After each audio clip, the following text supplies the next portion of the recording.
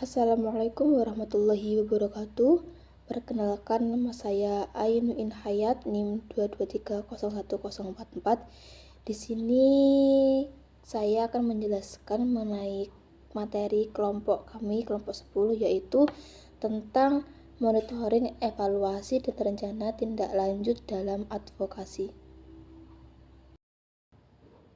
Baik, langsung saja. Yang pertama adalah mengenai pengertian MONEV atau monitoring evaluasi, yaitu Ari Kunto mengatakan bahwa monitoring adalah proses di mana pengumpulan dan analisis informasi berdasarkan indikator yang sudah diterapkan mengenai kegiatan, program, atau keinginan sekolah sehingga dapat dilakukan tindakan koreksi untuk penyempurnaan program atau keinginan sekolahan selanjutnya. Monitoring juga merupakan kegiatan untuk mengetahui apakah program yang dibuat itu berjalan dengan baik sebagaimana mestinya sesuai dengan yang direncanakan.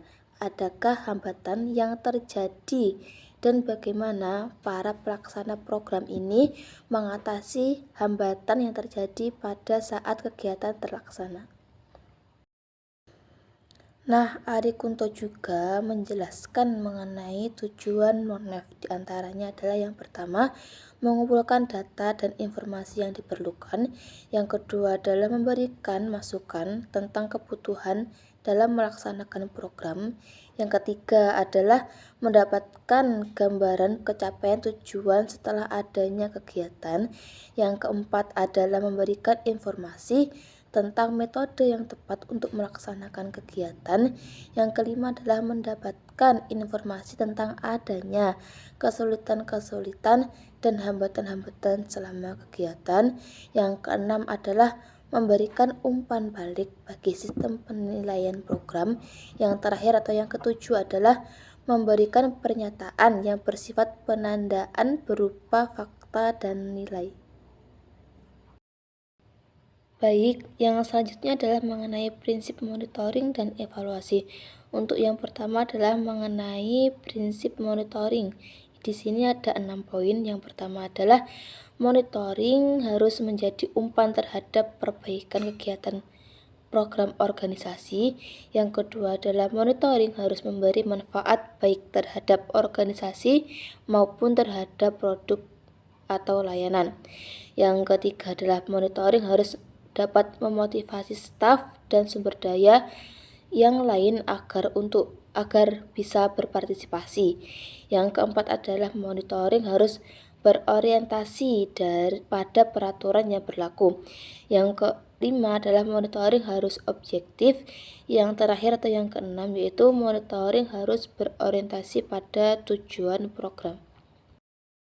Lalu prinsip-prinsip evaluasi di sini ada 5 prinsip. Yang pertama adalah prinsip berkesinambungan, yaitu dilakukan secara berkelanjutan atau berlanjut. Yang kedua adalah prinsip menyeluruh, yang artinya keseluruhan aspek dan komponen program harus dievaluasi. Yang ketiga adalah prinsip objektif, yaitu pelaksanaannya bebas dari kepentingan pribadi. Yang keempat adalah prinsip sahih, yaitu mengandung konsistensi yang benar-benar mengukur dan yang seharusnya diukur. Yang kelima adalah prinsip kegunaan dan manfaat. Lalu apa sih tujuan monitoring dan evaluasi pada bab ini?